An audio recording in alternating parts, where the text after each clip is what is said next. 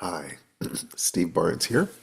Let's see, make sure that I don't have something embarrassing. I'm gonna switch over to my headset. This is fun.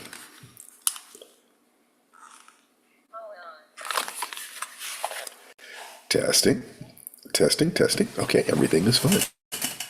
So, my name is Stephen Barnes. I'm the creator of Life Writing and Fire Dance and things like that. And I've been working very, very hard over the last few. I've been working very, very hard over the last few weeks to try to take this entire teaching to a new level. And looking at Think and Grow Rich, which is on the background there, it's a great model, and there are some reasons why. But I wanted to go through some things with you today. I have some great stuff for you today, and let's take a look and see what we have here. So,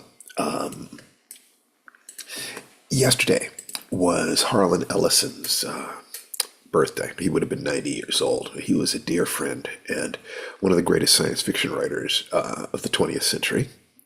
Just a fantastic writer and a unique human being. And he said something really interesting. He said that success is to bring into existence, in adult terms, your childhood dreams. He said that was Harlan Ellison, born 1934, died 2018. And now into today's talk. Okay, my son Jason is on vacation this week, so we have interrupted the process of going through one step and Think and Grow Rich every day. I'll lean into it more in June, and then we'll go on to something else. But right now, I like to go deeply into one model at a time. As said, the reasons I have multiple models is that no menu is the meal itself. In fact, menus don't cover all the things the kitchen can make. You can ask for specials, and there are, daily specials and so forth and so on. You have to know how to ask. But if you have enough menus, you start getting a pretty good idea of what might be for dinner. It's as if reality is a revolving, three-dimensional, invisible sphere. You can't quite wrap your mind around it. And each individual model, if it's effective, it's like a postage stamp that you stick on to that invisible sphere. No one stamp tells you very much, and by the time you put a few dozen stamps on it, it starts looking like one of those Invisible Man movies where the guy puts on enough gauze that you can start making on a face. You can start glimpsing the shape of the sphere, the direction of its revolution, and the speed of its revolution. You can start glimpsing it, sensing it. So you keep your attention on these different models, but you look for the ways that any individual model applies to as many different things as possible. And when you find models that apply to all three major areas, you know you found something special. There are models that map out an area. The magic formula is one of those. And there are others that are more process-oriented, like life writing, the combination of the hero's journey and the chakras, and others that are specific tools, like the 5-Minute Miracle. Think and Grow Rich is one of the process models. In other words, you literally start with number 1 and work your way up to about number 9 or 10. If you do that, then you can investigate number 11, 12, and 13, which begin to touch on the esoteric. They really do. This is a lot like what happens if you get your magic scores up above 7. Odd things start happening in a good way. So let's take a look at the very first step, desire. You have to want something. Want something enough to motivate yourself to action. What is alarming is that so many people have had the dreams kicked out of them. Before anyone can help you, or you can help yourself, you have to find the part of you that still wants to grow, evolve, succeed, create. The question, what would you aspire to if you knew you could not fail, is so useful here. Combine this with Harlan's thoughts on success, and you can see that what you have to do is make contact with those dreams and find a way to honor them. If you can find a dream, you have step number 1. But the next step is devastating. You have to have faith that you can and should pursue the dream. This is equivalent to the C in magic, congruence, confidence. You feel that moving toward this goal is a reward in and of itself. If you are a real writer, this suggests the reward is in spending your days writing, not just in publication, awards, or bestseller lists. Those things are great indicators and even provide resources that are really useful in your life. But the core reward needs to be the creation of story itself.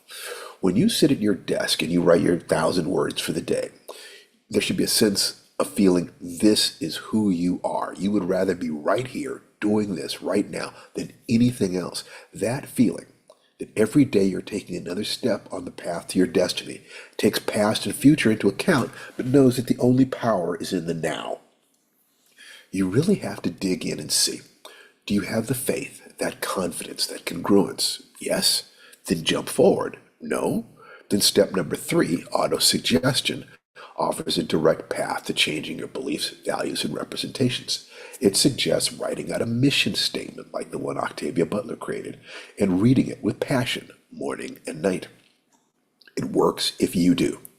But you can create even more power by incorporating it into a morning ritual, by chanting your affirmations aloud while in motion, simultaneously visualizing your results and mentors and flooding yourself with gratitude and confidence by controlling posture, tone, volume, and pace for 10 to 20 minutes. This is fire dance. And if you go to firedancetaichi.com, you will be able to hook directly into the system that we're using.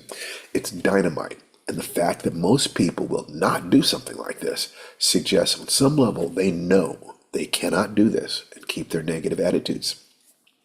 And if they define themselves as negative people or as a realist who knows things cannot change, this is just who I am, they literally cannot do this more than once or twice. And if they do it at a miserably low level of energy. These 3 steps, desire, faith, and autosuggestion, set you up for the next step, the search for specialized knowledge that will make the difference between ignorance and wisdom. This is, of course, equivalent to the map or model part of magic. The overlap is delicious. But the sequential nature of Think and Grow Rich, there's those 13 principles, allows you to check the chain one link at a time, starting from the basics and working your way up and in. If you will combine this with the 3 sinners, have goals in all 3 basic arenas, and 3 gates, always asking, is it true? Is it kind? Is it useful? You can turn any powerful growth process into a path of healing and spirit. And isn't that what the core of your being you hope to be true? That there is a way to deal with physical, worldly issues in a manner that aligns with your heart, that strengthens your body and raises your energy, gives your days meaning, benefits your loved ones and tribe, gives clarity on the who am I and what is true questions, and ultimately prepares you for a good death. Seriously, isn't that what we all want when you clear away the bullshit? When the safety rails and the sinners and gates are engaged, you can do this with anything. And since lack of money is probably the most common complaint I hear, although people will lie about this and only reveal their truth when you listen to their complaints about lack of resources or options that money could offer, why not start with that most basic thing? Get that foundation, and you're ready to climb and grow and heal and embrace joy and offer service. And that would be the makings of a damned fine life.